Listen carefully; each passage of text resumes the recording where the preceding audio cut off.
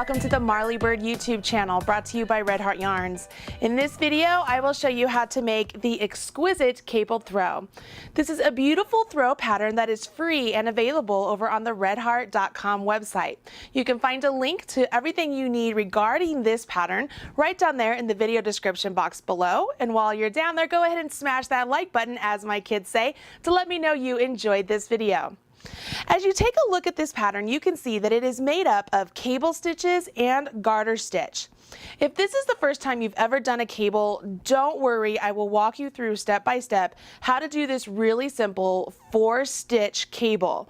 Sometimes it is called a 4-stitch back cable, a 4-stitch right cable, and if I'm correct, the pattern actually calls it a 2x2 right cable, 2/2 RC. Don't worry, all of that is going to be really clear here in just a minute. All I need you to do is download your pattern, grab some worsted weight yarn and some size 9 needles, and do a little test swatch with me so that you can learn how to make this really beautiful throw.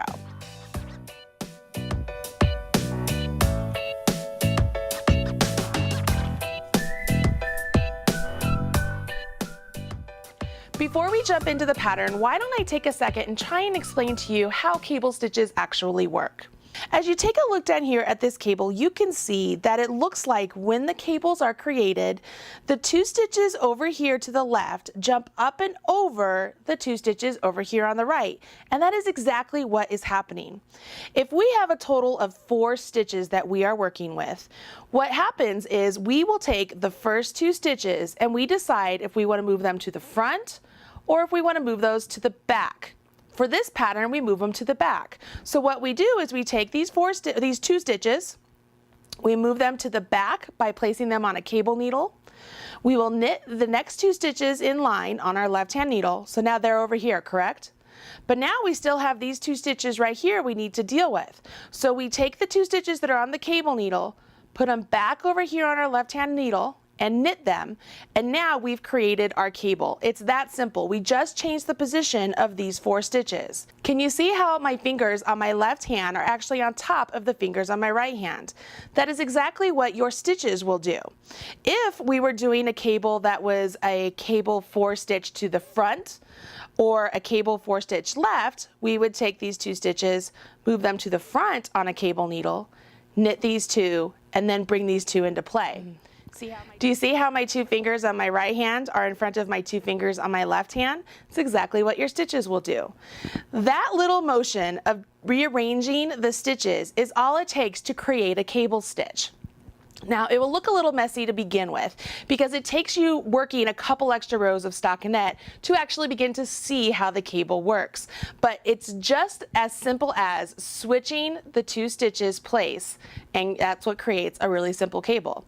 To create this blanket, you will begin by casting on 164 stitches and working in garter stitch for 14 rows.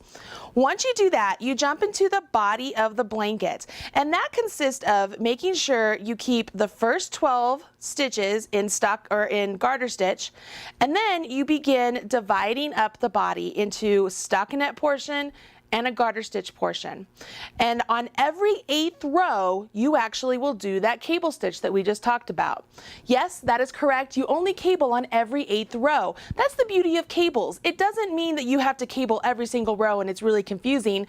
You just have one really big action row that you need to pay attention to, and all the rest is just some knits and purls. Really simple. So let me show you how to work an actual cable. Let's pull in a swatch that I've already created, and what I've done on this swatch is I've done 4 stitches in garter stitch, 4 stitches in stockinette, 4 stitches in garter, 4 stitches in stockinette, 4 stitches in garter. I'm keeping the outside stitches in garter stitch throughout this entire swatch that I'm creating, and I've gone ahead and added these stitch markers there because I'm going to recommend that you do the same thing for your blanket on the outside of the 12 stitches. So you will knit 12 stitches, place a marker, do the body, place a marker, do 12 stitches. It will just help you keep track and know that those outside stitches are in garter stitch, okay? So I am on my 8th row. It's time for me to do a cable, and that's what I am going to do. So let's go ahead and knit over to where the stockinette portion is on my swatch, because I am placing those cables on the stockinette stitches. When I get to my stitch marker, I simply just slip it and I'm right here. Now we're dealing with these 4 stitches, correct? So remember what I said, these 2 stitches here need to be held to the back so that we can get to these 2 stitches. You have a choice in what type of cable needle you want to use. You can see down here, there are several different types of cable needles available to you. You find one that works great.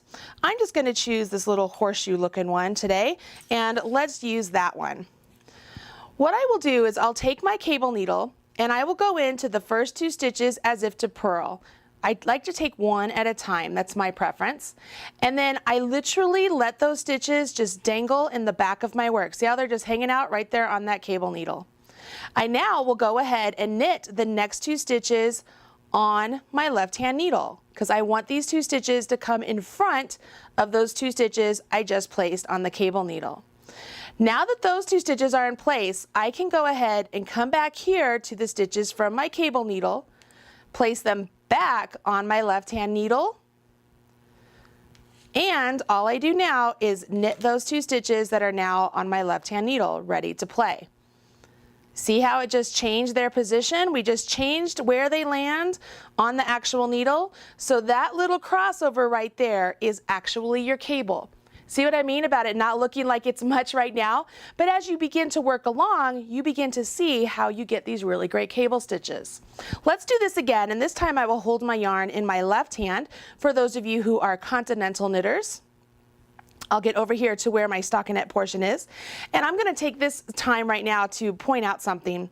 I am a big fan of stitch markers, you all know that. And for me, when I am working in a stitch pattern where I know I have a definitive separation of stitches, where I have garter stitch, I have stockinette, I like to use a stitch marker between those sections. Okay, so if you are like me and you get confused as you're working along either on the right side or the wrong side, and you want to be able to keep track, don't hesitate to add a stitch marker every 4 stitches so that way you know exactly when you're supposed to do a stockinette and when you're supposed to do garter stitch. You could have a stitch marker all the way down the row, like several of them. Lord knows that I would if this was my blanket. So I want to just point that out, that you could add a stitch marker right there. I'm over here to my 4 stitches for my cable. I need to move these 2 stitches to the back and knit those 2 stitches. So I will grab my cable needle once again, go into each stitch as if to purl, let those hold to the back of my yarn, and I want to make sure that my working yarn, when I go to knit my next 2 stitches, they aren't hindered by that cable needle, okay, it's just hanging out there. I go ahead and knit the next 2 stitches from my left hand needle, grab the 2 stitches I moved, place them back onto my left hand needle,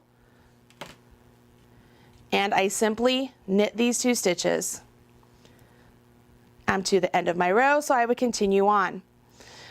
What I want to point out here is that after you finish your cable row, the next several rows, you're just doing plain knitting. Whether you're doing stockinette stitch, or maybe you have stockinette stitch just for the cables, and then you have garter stitch or reverse stockinette between the cables.